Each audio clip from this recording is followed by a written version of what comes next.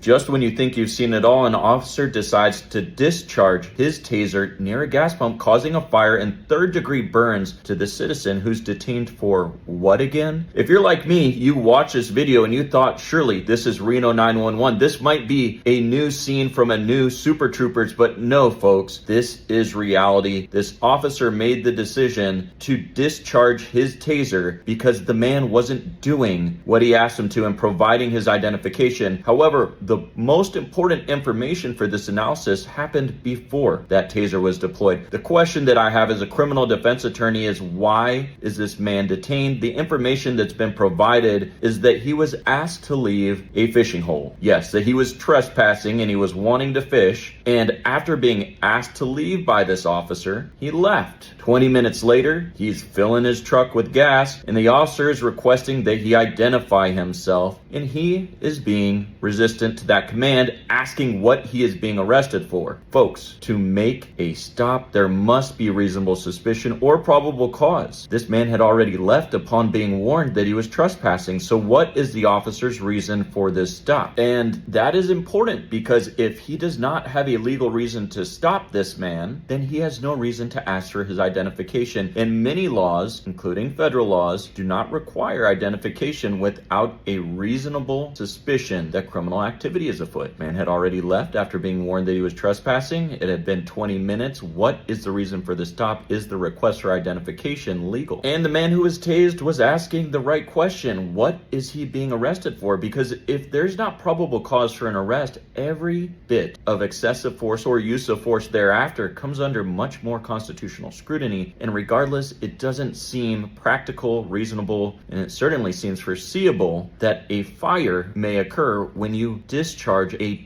taser around a fuel pump. Folks, remember, the Fourth Amendment analysis is not about what happened after that taser was deployed. It's about whether that officer had a reasonable suspicion to detain this individual or seize him in the first place. And if he didn't, the fire may have started long before that taser was deployed, and it may continue to burn long after.